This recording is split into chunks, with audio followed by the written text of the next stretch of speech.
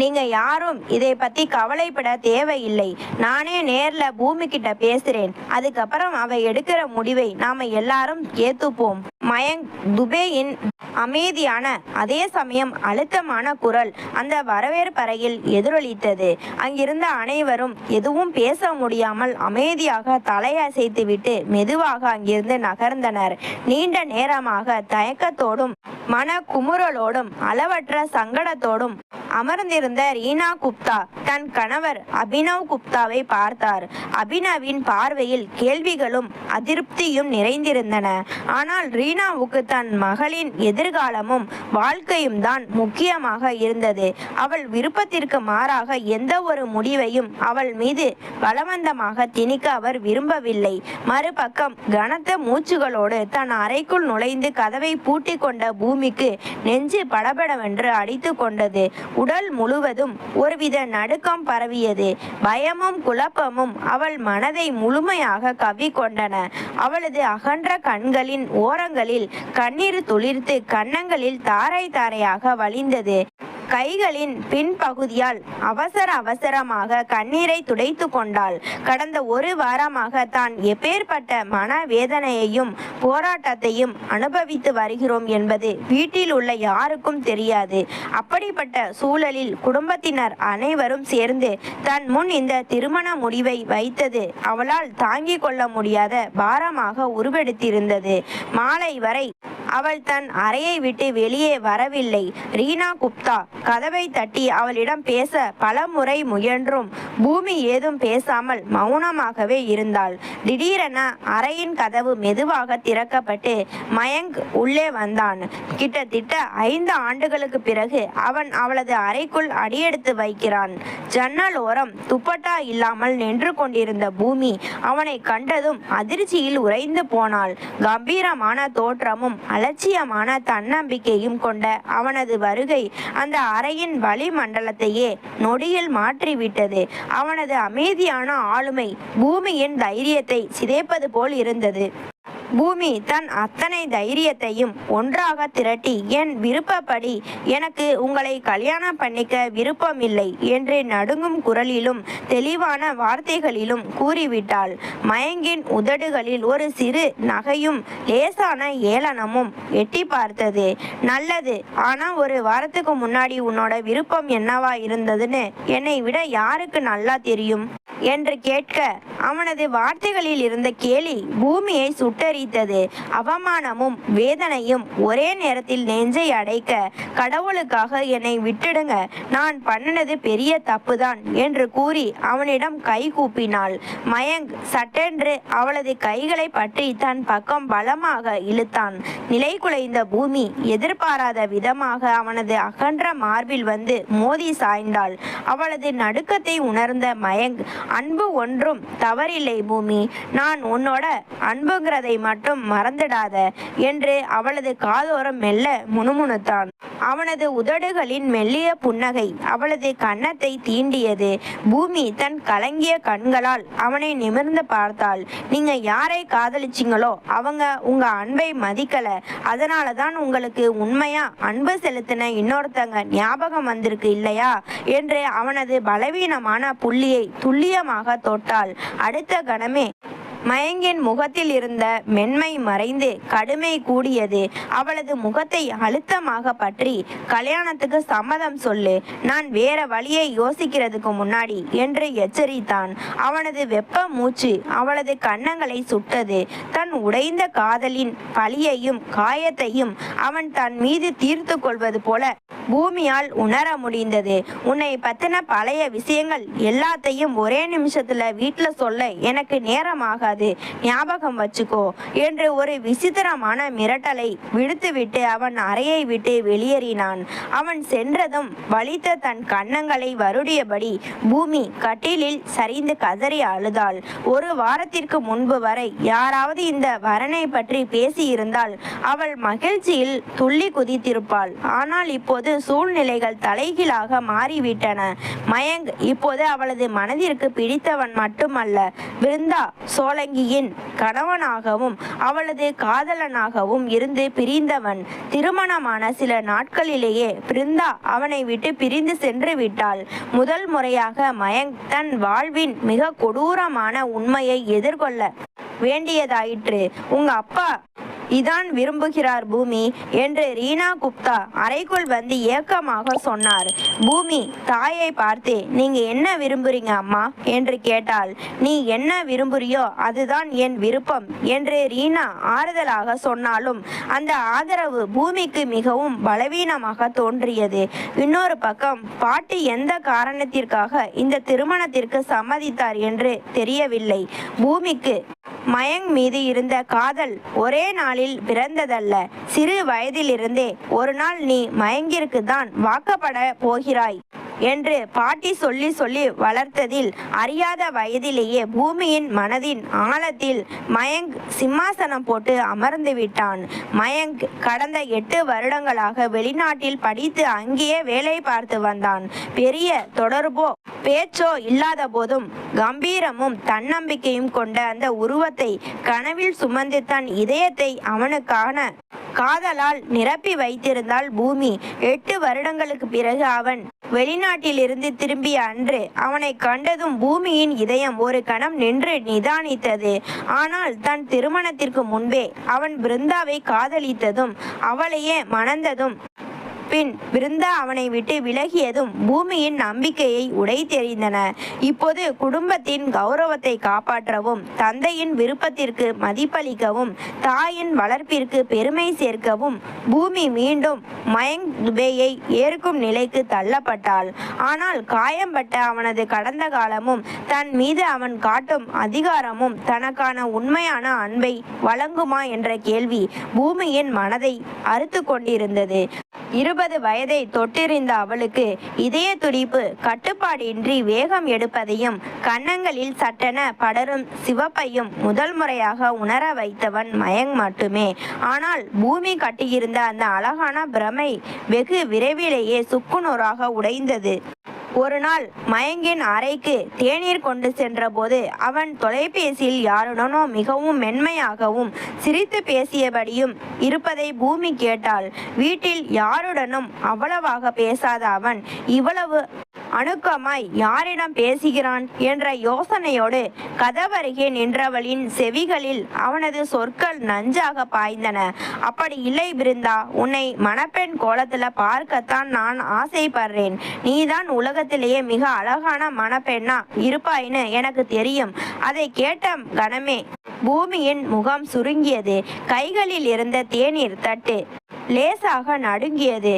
மயங்கின் வாழ்க்கையில் பிருந்தா சோழங்கி என்றொரு பெண் இருப்பதை பூமி அப்போதுதான் அறிந்தாள். பெரியவர்கள் மனதில் விதைத்த ஆசைகள் உடையும் போது ஆன்மா வரை காயப்படும் என்பார்களே, அதுதான் பூமிக்கும் நடந்தது. அன்று மாலை வரை தன் அறையிலேயே பூட்டிக் கொண்டு அழுதாள். வெளிநாட்டு வாழ்க்கை முறை, நண்பர்கள் என்று தன்னையே தேற்றிக்கொள்ள முயன்றாள். ஆனால் தன் காதலை அவனிடம் நேரடியாக சொல்லிவிட வேண்டும் என்ற எண்ணம் அவளுக்குள் உறுதியானது. சரியோ தவறோ தன் உணர்வுகளை வெளிப்படுத்த பல நாட்கள் தைரியத்தை வரவழைத்து கொண்டாள். ஒரு நாள் மாலை வேளையில் ரோஜா நிற மலர் வேலைப்பாடு செய்த குருதியும் வெள்ளை நிற சல்வாரும் அணிந்து பூத்து நிற்கும் மலரை போல மயங்கின் அறைக்கு சென்றாள். மாலை நேரத்து பொன்னிற சூரிய ஒளி அறை முழுவதும் பரவி இருக்க அவன் கண்ணாடியின் முன் நின்று வெளியே செல்ல ஆயத்தமாகி கொண்டிருந்தான். நடுங்கும் உதடுகளோடு அவன் எதிரே போய் நின்ற பூமி அவனது கனிவான பார்வையை எதிர்கொள்ள முடியாமல் தவித்தாள். பயத்தையும் தாண்டி தன் காதலை சொல்ல வாய் திறந்தாள். நான் உங்களை காதலிக்கிறேன் மயங்க்ஜி, ரொம்ப அதிகமா காதலிக்கிறேன். என்னை கல்யாணம் பண்ணிப்பீங்களா என்று நடுக்கமும் எதிர்பார்ப்பும் நிறைந்த குரலில் கேட்டாள். தங்களின் 10 வயது வித்தியாசத்தையும் மறந்து அவனிடம் கைகூப்பி நின்றாள். மயங்கின் உதடுகளில் ஒரு மெல்லிய ஏளன புன்னகை பூத்தது. உனக்கு என்ன அறிவு இருக்கா பூமி? நீ என்ன சொல்றாயின்னு தெரிஞ்சுதான் பேசுறியா? நான் வேறொருத்தரை காதலிக்கிறேன். சீக்கிரமே அவங்களை கல்யாணமும் பண்ணிக்க போறேன். நீ சின்ன பொண்ணு. இதையெல்லாம் விட்டுட்டு உன் படிப்புல கவனம் செலுத்துறது தான் உனக்கு நல்லது என்று மிகவும் சாதாரணமான குளிர்ந்த குரலில் சொல்லி நிராகரித்து விட்டாள். இல்லை, நீங்க பொய் சொல்றீங்க, என்னை சின்ன பொண்ணுன்னு நினைச்சு ஏமாத்துறீங்க என்று கதறிய பூமியின் கையை பிடித்து இரக்கமில்லாமல் அறையை விட்டு வெளியே தள்ளினான் மயங்க். அதோடு நிறுத்தாமல் பாட்டியிடமும் அவளை பற்றி புகார் அளித்தான். அந்த அவமானமும் நிராகரிப்பும் பூமியை நிலைகுலைய செய்தது. தன் சுயமரியாதை பறிபோன அந்த நொடியில் இருந்து தன் காதலை மனதின் ஆழத்திலேயே புதைத்து கொண்டாள். அதன் பின் அவன் பிருந்தா சோலங்கியை மணந்தான். அவளது சகோதரன் சோலங்கியின் எதிர்ப்பையும் மீறி தந்தையின் சம்மதத்தோடு பிருந்தாவை வீட்டின் மருமகளாக்கினான். ஆனால் அந்த திருமணம் நீண்ட காலம் நீடிக்கவில்லை. திருமணமான சில நாட்களிலேயே பிருந்தா சுயநலத்தோடு மயங்கை விட்டு பிரிந்து சென்றாள். இப்போது வருடங்கள் கடந்த பின் குடும்பத்தின் வற்புறுத்தலாலும் தந்தையின் கௌரவத்தை காப்பாற்றவும் பூமி மயங்கை திருமணம் செய்ய சம்மதித்தாள். திருமண சடங்குகள் அனைத்தும் நிறைவடைந்து ஒரு காலத்தில் பிருந்தாவிற்காக அலங்கரிக்கப்பட்ட அதே அறையில் இன்று பூமி மெல்லிய ஆஃப் ஒயிட் நிற புடவையில் புது பெண்ணாக சாய்ந்து அமர்ந்திருந்தாள். கடந்த காலத்தின் ரணங்களும் எதிர்காலத்தின் பயமும் அவளை உலுக்கின. கதவை திறந்து மயங்க் உள்ளே வந்தான். அவனது விழிகள் பூமியின் மீது நிலைத்தன. மெதுவாக அவள் அருகே வந்து அவளது முகத்தை மறைந்திருந்த புடவை முந்தானையை விளக்கினான். பூமியின் பேரழகும் அதில் உறைந்திருந்த மாசற்ற அப்பாவித்தனமும் அவனை கட்டுப்படுத்தின. சிறிது நேர மௌனத்திற்கு பிறகு மயங்க் மெதுவாக பூமியின் மடியில் தலை வைத்து சாய்ந்து படுத்து கொண்டான். அவனது திடீர் நெருக்கத்தால் பூமி அதிர்ச்சி அடைந்தாலும் மெல்ல தன் பயத்தை ஒதுக்கி தன் மெல்லிய விரல்களால் அவனது அடர்ந்த தலைமுடியை வருடி கொடுத்தாள். அவளது கண்களிலிருந்து வழிந்த ஒரு துளி கண்ணீர் மயங்கின் கன்னத்தில் விழுந்து கரைந்தது. கண்களை திறந்த மயங்க் அவளது முகத்தை ஆழமாக பார்த்தான். உன் பிரார்த்தனைக்கு அவ்வளவு சக்தி இருக்கா பூமி? கடைசியில என்னை அடைஞ்சிட்டாய் என்று லேசான புன்னகையோடு சொன்னான். பூமி எதுவும் பேசாமல் அமைதியாக இருக்க அவன் தொடர்ந்தான். எனக்கு இப்போ அமைதியும் நம்பிக்கையும் தான் வேணும் பூமி. உலகத்துக்கு முன்னாடி யாரையும் தோற்கடிக்கிற போலியான காதல் எனக்கு வேண்டாம். கூட்டத்திலேயும் என் கையை விடாம இருக்கிற உண்மையான அன்புதான் எனக்கு வேணும் என்று அவளது காதலை யாசிப்பது போல கேட்டான். அவனது குரலில் இருந்த வேதனையையும் ஏக்கம் நிறைந்த உண்மையையும் உணர்ந்த பூமி குனிந்து அவனது நெற்றியில் மென்மையாக தன் உதடுகளை பதித்தாள். அவள் தன் காதலால் அவனை முழுமையாக அரவணைக்க தயார் என்பதை அந்த ஒற்றை முத்தம் உணர்த்தியது. இரவின் இனிமையிலும் இரு மனங்களின் மௌனமான உரையாடலிலும் பூமி தன்னை மறந்து மூழ்கி இருந்த அந்த வேளையில் திடீரென அறையின் கதவு பலமாக தட்டப்பட்டது. அந்த தட்டுதலில் அவசரமும் அதிகாரமும் தொனித்தன. பூமி அதிர்ச்சியுடன் திடுக்கிட்டு எழுந்து அமர்ந்தாள். தன் தோளில் இருந்து நழுவிய புடவையை அவசர அவசரமாக சரி செய்து கலைந்த தலைமுடியை அள்ளி முடிந்து கொண்டு பயந்தபடி கதவை நோக்கி சென்றாள். வெளியே நின்றிருப்பவர் மீண்டும் மீண்டும் கதவை இரக்கமின்றி தட்டி கொண்டே இருந்தார். பூமியின் மனம் ஏதோ அசம்பாவிதம் நடக்கப் போகிறது என்பதை உணர்ந்து படபடத்தது. கதவை திறந்த அடுத்த கணமே எதிரே நின்றிருந்த உருவத்தை பார்த்ததும் பூமியின் இரவின் மாய உலகம் நொடியில் நொறுங்கி சிதறியது. அங்கே நின்றிருந்தாள் பிருந்தா சோலங்கி. தோள்களில் கலைந்து கிடந்த கூந்தல், கோபத்தாலும் ஆத்திரத்தாலும் சிவந்த கண்கள், அலட்சியமான மேலை நாட்டு உடை என அவளது தோற்றமே மிரட்டுவது போல் இருந்தது. அவளது கண்கள் தன் முன் நின்றிருந்த அப்பாவி பெண்ணான பூமியை விஷ பார்வையால் பார்த்து எரித்து விடுவது போல் உற்று நோக்கின. நீங்க இங்க என்ன பண்றீங்க என்று பூமி தன் தொண்டைக்குள் எஞ்சி இருந்த தைரியத்தை வரவழைத்து கேட்டாள். இதே கேள்வியை நான் உன்கிட்ட கேட்டா என்று நக்கலாகவும் அதிகாரமாகவும் கேட்ட பிருந்தா பூமியின் பதிலை எதிர்பார்க்காமல் அவளது கையை பலமாக பிடித்து ஒதுக்கி தள்ளிவிட்டு அதிரடியாக அறைக்குள் நுழைந்தாள். திடீர் சத்தத்தில் மயங்க தூக்கத்தில் இருந்து விழித்தெழுந்தான். சிவந்த கண்களுடன் படுக்கையில் இருந்து எழுந்தவன் அங்கே நின்றிருந்த பிருந்தாவை பார்த்ததும் அவனது முகம் கோபத்தின் உச்சிக்கே சென்றது. குரலை உயர்த்தாதே பிருந்தா, நீ எனக்கு என்ன துரோகம் பண்ணினாய்ன்னு தெரிஞ்சும் என் வீட்டுக்குள்ள, என் அறைக்குள்ள வந்து சத்தம் போடுகிறாய்? மரியாதையா அந்த வீட்டை விட்டு வெளியே போ என்று மயங்க் சிங்கமென கர்ஜித்தான். ஆனால் பிருந்தா அவனது கோபத்தை சிறிதும் பொருட்படுத்தவில்லை. ஆர்வமாக ஓடி வந்து மயங்கின் மார்பில் சட்டென்று சாய்ந்து அவனை இறுக்கமாக கட்டி அணைத்து கொண்டு கதறி அழத் தொடங்கினாள். என்னை மன்னிச்சிடு மயங்க், நான் ரொம்ப பெரிய தப்பு பண்ணிட்டேன். என் அப்பா சோழங்கியோட பேச்சை கேட்டு மயங்கிட்டேன். நான் இந்த வீட்டை விட்டு போனதுக்கு அப்புறம் என்னை உன்கிட்ட வரவிடாம அவங்க தடுத்துட்டாங்க. நான் உன்னை விட்டு பிரியவே நினைக்கல மயங்க். நீ எனக்கு மட்டும்தான் சொந்தம், உன் எல்லாமே எனக்கு தான் என்று உரிமையோடும் அதிகாரத்தோடும் கத்தினாள். வாசற்படியில் உறைந்து போய் நின்றிருந்த பூமிக்கு தன் கால்களுக்கு கீழே பூமி நழுவி போவது போலிருந்தது. தன் கணவனின் மார்பில் வேறொரு பெண் சாய்ந்து அழுவதையும் தன் உரிமையை கொண்டாடுவதையும் பார்க்கும் கொடுமை எந்த பெண்ணுக்குமே தாங்க முடியாத ஒன்று. மயங்க் சட்டென்று பிருந்தாவை தன்னிடமிருந்து பலவந்தமாக விலக்கி தள்ளினான். அவளது கண்ணீரில் கரைந்துவிட அவன் தயாராக இல்லை. நாம இங்கே பேச முடியாது, முதல்ல நீ இங்கிருந்து வெளியே போ என்று சீறினான். அறையிலிருந்து வந்த உரத்த சத்தத்தை கேட்டு வீட்டின் மற்ற உறுப்பினர்கள் அனைவரும் ஓடி வந்தனர். ரீனா குப்தாவும் அபினவ் குப்தாவும் அங்கே நின்றிருந்த பிருந்தாவை பார்த்து கடும் அதிர்ச்சி அடைந்தனர். அபினவ் குப்தா கோபத்தின் எல்லைக்கே சென்று, மயங்க், இவளுக்கு இங்கே என்ன வேலை? கல்யாண மண்டபத்துல உன்னை தனியா விட்டுட்டு ஓடி போனவளுக்கு இப்போ என்ன உரிமை இருக்கு? இவளை முதல்ல வீட்டை விட்டு வெளியே அனுப்பு என்று கத்தினார். ஆனால் மயங்க், மாமா ப்ளீஸ், நான் இவள்கிட்ட தனியா பேசிக்கிறேன், நீங்க யாரும் இதில் தலையிடாதீங்க என்று எல்லாரையும் அதிர்ச்சிக்குள்ளாக்கும் வண்ணம் பதில் கூறினான். அனைவரின் எதிர்பார்ப்பையும் மீறி மயங்க் பிருந்தாவின் கையை பற்றி இழுத்து கொண்டு பக்கத்தில் இருந்த மற்றொரு அறைக்கு சென்று கதவை மூடினான். பூமியின் இதயம் நொறுங்கி துகள்களானது. அவர் இன்னமும் பிருந்தாவை தான் காதலிக்கிறாரா? தனக்கு கொடுத்த அந்த சில நிமிட அன்பும் நெருக்கமும் வெறும் ஏமாற்றம் தானா? தான் அவரது வாழ்க்கையில் வெறும் மாற்றாந்தாயா என்ற கேள்விகள் அவளது மனதை குத்தி துளைத்தன. மகள் கதறி அழுவதை பார்த்த ரீனா குப்தா ஓடி வந்து பூமியை கட்டிப்பிடித்து கொண்டார். தைரியமா இரு என் செல்லமே, மயங்க் உனக்கு அநீதி இழைக்க மாட்டான். அவனுக்கு பிருந்தாவோட புத்தி என்னன்னு நல்லா தெரியும் என்று ஆறுதல் கூறினார். ஆனால் பூமி தாயின் மார்பில் தலை வைத்து அலறினாள். அவ என் மயங்க என்னிடமிருந்து பறிச்சுடுவாம்மா. அவரோட பார்வையும் பேச்சும் சரியில்லை. என்னால அவர் இல்லாம ஒரு நிமிஷம் கூட வாழ முடியாது அம்மா. தயவு செய்து அப்பா கிட்ட சொல்லி எதையாவது பண்ண சொல்லுங்க என்று கதறினாள். அன்றுதான் ரீனா குப்தா தன் மகளின் மனதிற்குள் உறைந்திருந்த காதலின் ஆழத்தையும் மயங்கை இழந்து விடுவோமோ என்ற அவளது பயத்தின் தீவிரத்தையும் முழுமையாக உணர்ந்தார். கதவின் மறுபக்கம் மயங்கும் பிருந்தாவும் என்ன பேசிக் கொண்டிருக்கிறார்கள் என்பது தெரியாமல் அந்த இரவின் எஞ்சிய மணிகள் பூமியின் வாழ்நாளின் மிக கொடூரமான நரகமாக மாறின.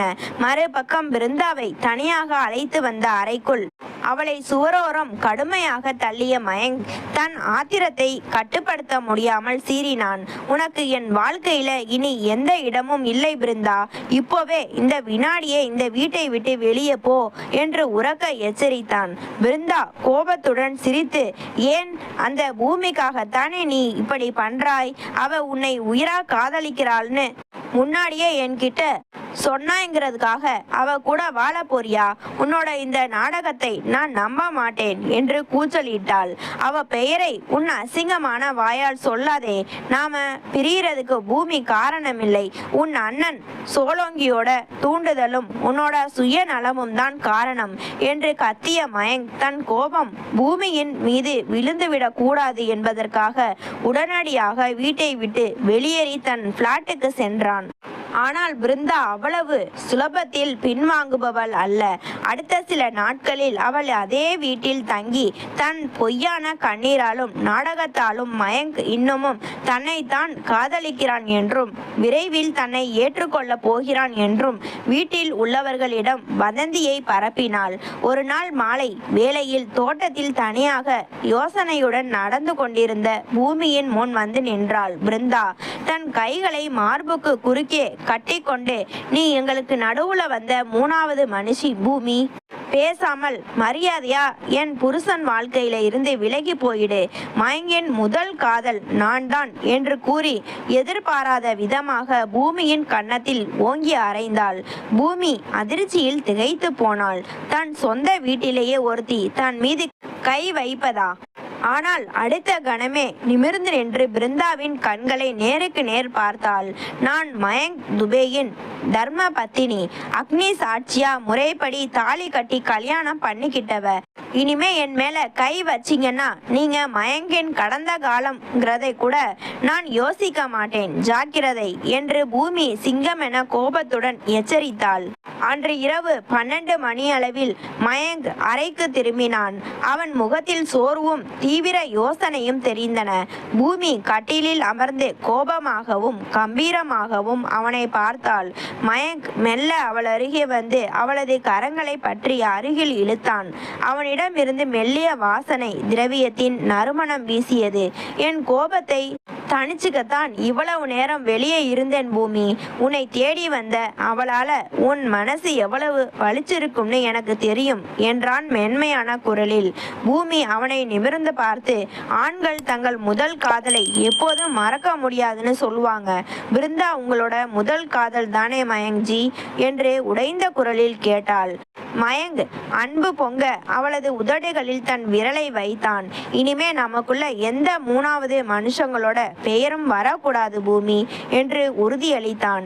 இருவரும் நெருங்கி வந்த அந்த சுப வேளையில் திடீரென அறையின் கதவு பலமாக திறந்து கொள்ளப்பட்டது. உள்ளே நுழைந்த பிருந்தா அந்த நெருக்கத்தை கண்டு ஆத்திரத்தின் உச்சிக்கே சென்றாள். என்ன மயங்க், என் கூட வாழ்ந்த நாட்களை மறந்துட்டு இந்த 2ஆம் தர பொண்ணு கூட குடும்பம் நடத்துறியா? இவ உன்னோட பணத்துக்கும் அந்தஸ்துக்கும் ஆசைப்பட்டு வந்தவ. உன்னோட உண்மையான முகத்தையும் நாம ஒன்னா இருந்த நாட்களையும் இவள் கிட்ட காட்டி இவளை ஒரே நிமிஷத்துல உன்னை விட்டு போக வைக்கிறேன் என்று அசிங்கமாக மிரட்டினாள். பூமியின் முகம் தூக்கி வாரி போட்டது போல் வெளுத்தது. தன் வாழ்நாளில் எப்போதும் இல்லாத அளவு கலக்கமடைந்த மயங்க, அவசியம் இல்லாம பொய் சொல்லாதே பிருந்தா.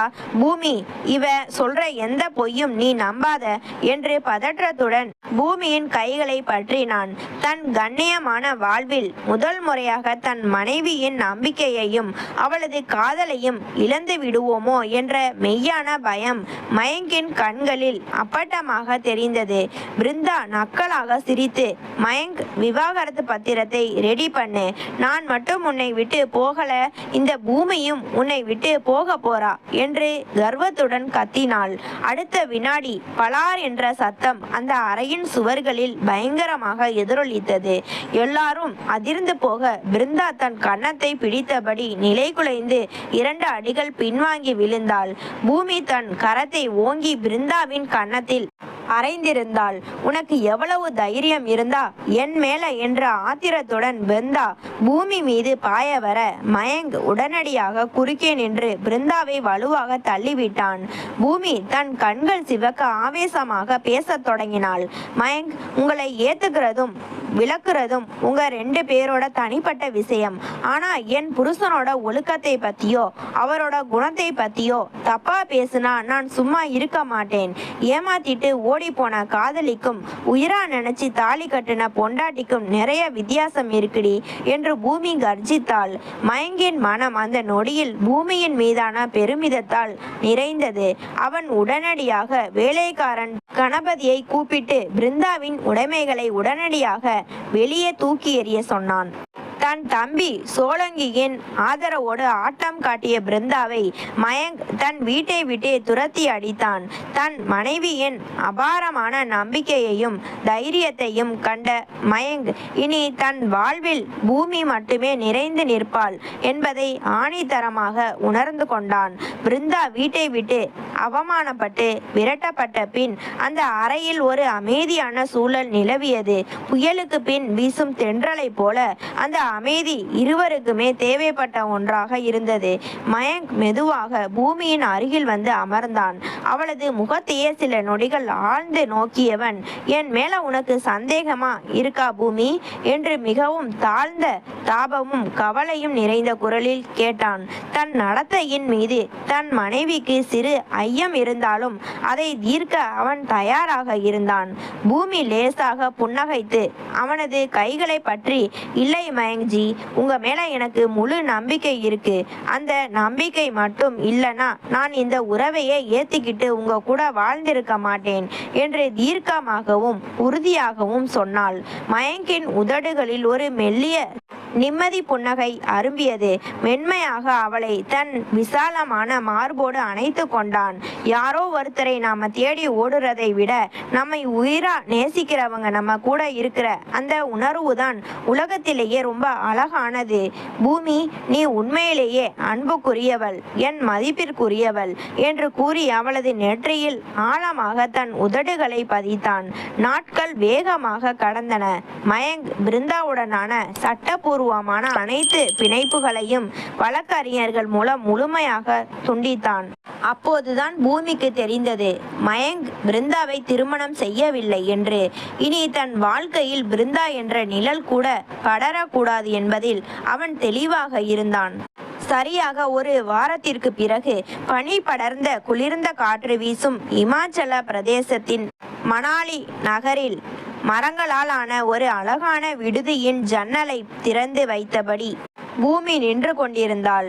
வெளிர் நிற புடவையில் நேர்த்தியாக தலைவாரி லட்சுமிகரமாக விளங்கிய அவளது தோற்றம் அந்த பனி சாரலுக்கு நடுவே பேரழகாக மிளிர்ந்தது.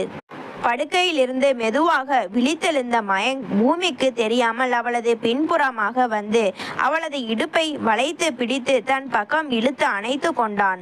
வெளியே போய் சுற்றி பார்க்க போறதை விட உன் புருஷனை கொஞ்சம் கவனிச்சா இன்னும் நல்லா இருக்கும்னு நினைக்கிறேன் திருமதி துபே என்று குறும்பு நிறைந்த குரலில் அவளது காதோரம் முணுமுணுத்தான். பூமியின் கன்னங்கள் வெட்கத்தால் ரோஜா நிறமாக சிவந்தன. பொய் சொல்றதுல உங்களுக்கு நிகர் நீங்க தான் மயங்க்ஜி, என்னை முதல்ல விடுங்க, எனக்கு ரொம்ப வெட்கமா இருக்கு என்று அவனிடம் இருந்து தப்ப முயன்றாள். ஆனால் மயங்க் அவளை விடாமல் அவளது புடவை முந்தானையை பற்றி லேசாக இழுத்து அவளது தோளில் தன் தலையை சாய்த்து கொண்டான். உன் கூட இருக்கும்போது ஒவ்வொரு பருவ காலமும் எனக்கு ரொம்ப அழகானதா மாறுது பூமி. உனக்கு என் மேல இன்னும் முழு நம்பிக்கை வர வைக்க நான் என்ன பண்ணணும் என்று காதலுடன் வினவினான். எனக்கு உங்க மேல எப்போவோ நம்பிக்கை வந்துடுச்சு மயங்க்ஜி என்று பூமி மனதிற்குள் நினைத்து கொண்டாள். ஒரு ஆணின் உண்மையான அன்பை புரிந்து கொள்ள பெரிய போராட்டங்கள் தேவையில்லை. மனைவியாக தன் கௌரவத்தையும் உரிமையையும் அவன் மீட்டு கொடுத்த அந்த நொடியிலேயே பூமி அவனுக்கு தன்னை முழுமையாக அர்ப்பணித்து விட்டாள். வெட்கத்தை மறைத்து கொண்டு, சரி சரி, உங்க ரொமான்டிக் மூடை கொஞ்சம் நிறுத்துங்க, எனக்கு உண்மையிலேயே பசிக்குது என்று பூமி செல்லமாக சினுங்கினாள். மயங்க் உரக்க சிரித்து கொண்டே அவளை விடுவித்தான். ஞாபகம் வச்சுக்கோ பூமி, இது வெறும் தற்காலிக இடைவேளைதான் என்று கூறி சிரித்தான். பூமியின் வாழ்வில் புயலாக வந்த கடந்த காலம் கடந்து போய் நம்பிக்கை எனும் புதிய விடியல் அவளது வாழ்வில் மலர்ந்திருந்தது. மயங்கின் தோளில் சாய்ந்தபடி ஜன்னல் வழியே தெரிந்த அந்த பனிச்சாரலை ரசித்தபடி பூமி தன் காதல் வாழ்க்கையின் இனிமையான புதிய அத்தியாயத்தை தொடங்கினாள். இது போன்ற கதைகளை தொடர்ச்சியாக கேட்க லைக் பண்ணுங்க, ஷேர் பண்ணுங்க, கமெண்ட் பண்ணுங்க, மறந்து விடாமல் சப்ஸ்கிரைப் பண்ணுங்க.